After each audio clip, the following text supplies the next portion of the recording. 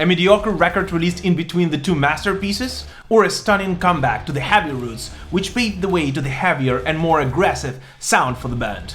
Released on May 17th in 1988, Ram It Down became the 11th studio album by the legendary British heavy metal band Judas Priest. And so, just as we do with every Judas Priest album in the Defenders of the Faith series, let's take a look at some of the lesser known facts about the album which should have never existed. Here you go.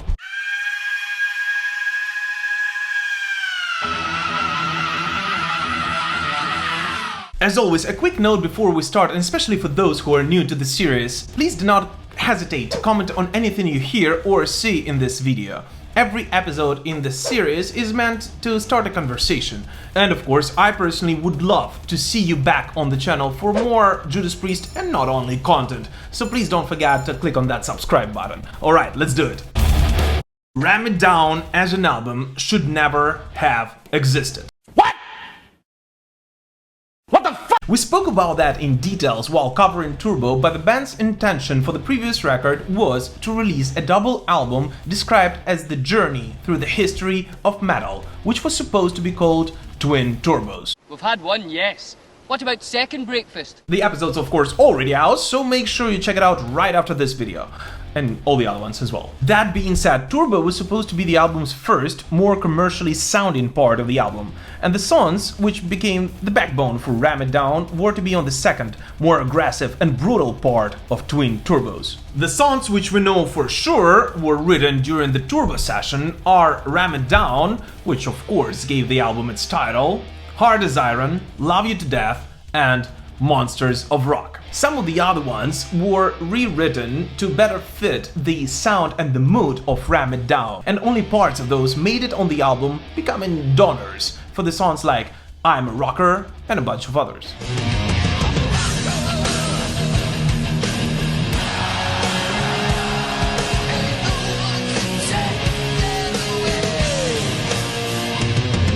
One thing I've always wondered is how would those tracks actually sound if they would have made it on Turbo. Both fans and critics pointed out that despite Ram It Down being significantly heavier than its predecessor, the band actually said in multiple interviews that Ram It Down was the heaviest Judas Priest album they released by then. Most of the tracks actually sound like they were deliberately made heavier than they were intended when originally written, to prove that the band did not sell out on the previous record and they are still on top of the heavy metal Olymp. And what do you personally think? How would the Ram It Down reception have changed if it was released as part of Twin Turbos? Let me know in the comments. It was the last Judas Priest album to feature the band's longtime drummer, Dave Holland. Well, sort of feature. Bro, what are you talking about, man? You know how we always considered Turbo to be the most digital Judas Priest album because of its usage of guitar synthesizers? And it is true that Ram It Down is free of those. What is also true, though, is that most of supposedly Dave Holland's performance on Ram It Down was actually done on a drum machine. And there are two reasons / explanations for that. Number one, and the official one at that time, is that Dave was a bit sick during the recording process.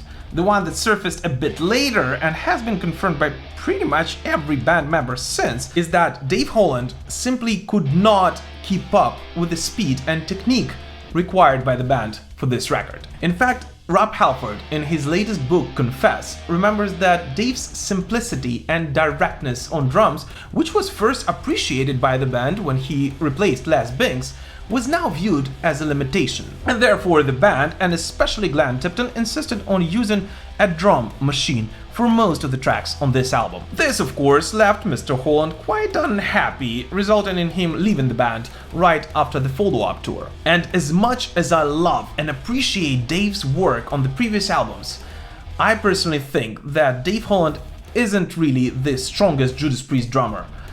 He doesn't even make it top 3 for me personally.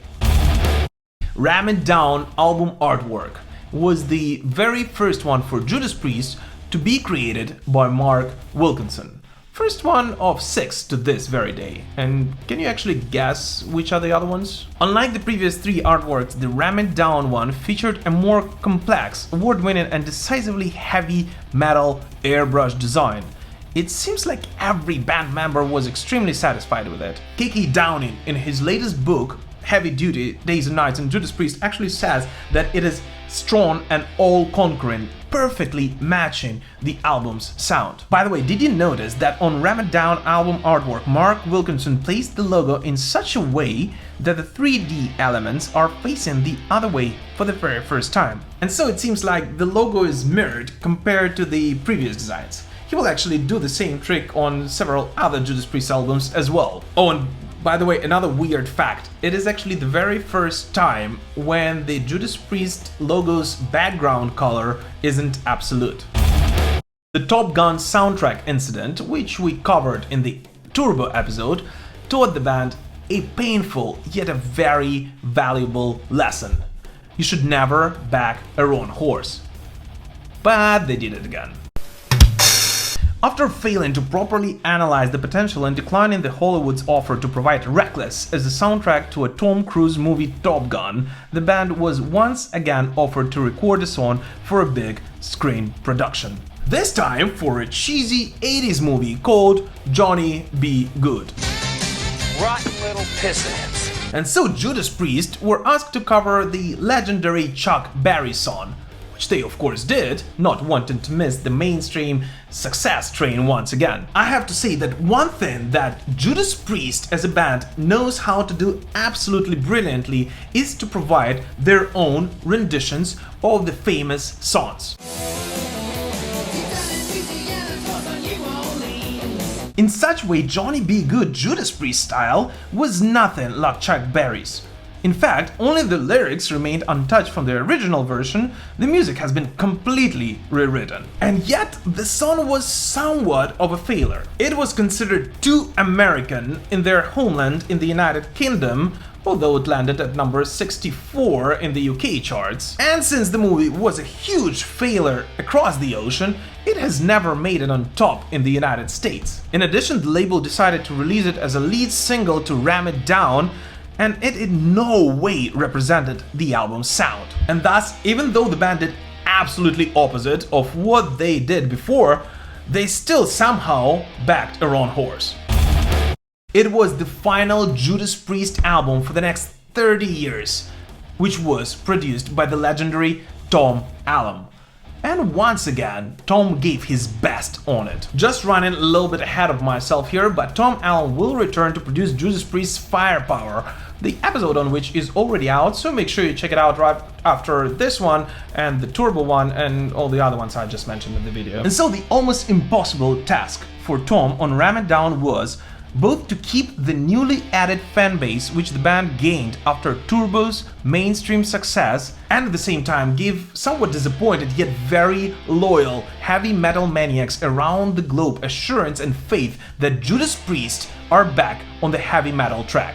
And so the band, together with the twin Turbo leftovers, knocked out an impressive amount of material, including some of the heaviest songs they've ever written, and sent it over to CBS Records to choose which ones of those should appear on the record. Yet they were extremely surprised with the outcome. The songs Thunder Road, Fire Burns Below, My Design, and the cover on the Rolling Stones Playing with Fire did not make a cut on the album. Thunder Road appeared on the Point of Entry reissue, Fire Burns Below as a bonus track to Stained Class, and My Desire still remains unreleased, making Ram It Down actually the only remastered albums without any added tracks on it.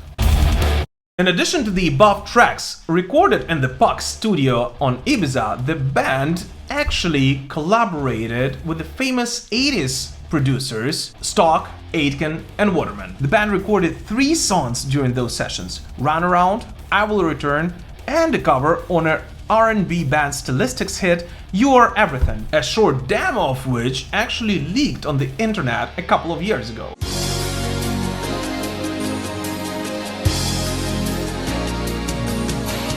Yet, after a quite a long internal discussion, the band actually decided to bury those songs in the deep dungeons of the band's unreleased tracks citadel. And the reason for that was quite simple. While everything the Stock, Aitken and Waterman trio touched during the 80s turned to gold, like literally pretty much every song they worked on was certified at least gold at that time, the tracks simply did not fit the Judas Priest imagery. And even though the band could have had an enormous financial success with those singles, it actually could have costed them their reputation of the ultimate heavy metal band, which was, by the way, already shaken after Turbo. Yet we know for sure that Pete Waterman still has all of those tracks in their entirety, and he actually said that he considers those songs to be probably the best ones they ever did. Ram It Down received quite mixed responses from the critics back in the day, with most of them agreeing that it is one of the weakest materials in the band's discography. Yet I don't completely agree with them, and the time has shown that Ram It Down has actually aged as a fine wine. And even though it wasn't the strongest Judas Priest album, it definitely was stronger than 90% of the other heavy metal records released at that time.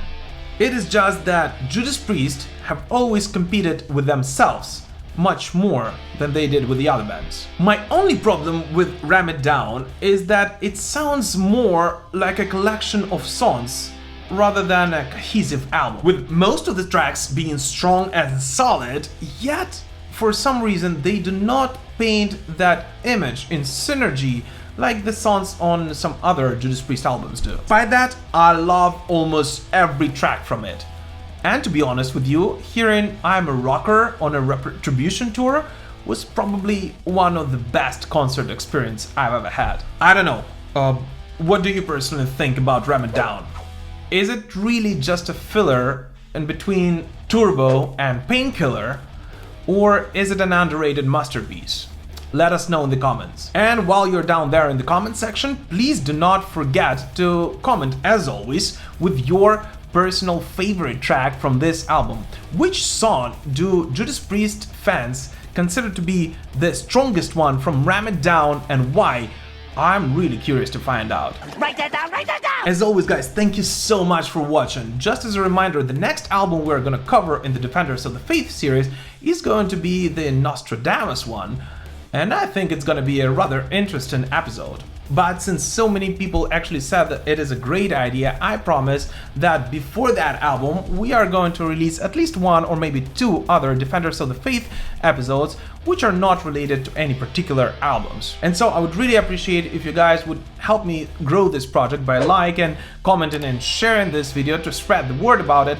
But most importantly, please do not forget to subscribe to the Metal Pilgrim channel to not miss out on more Judas Priest and not only content. I promise that there is a lot of cool stuff coming up on the channel very soon. Keep rocking!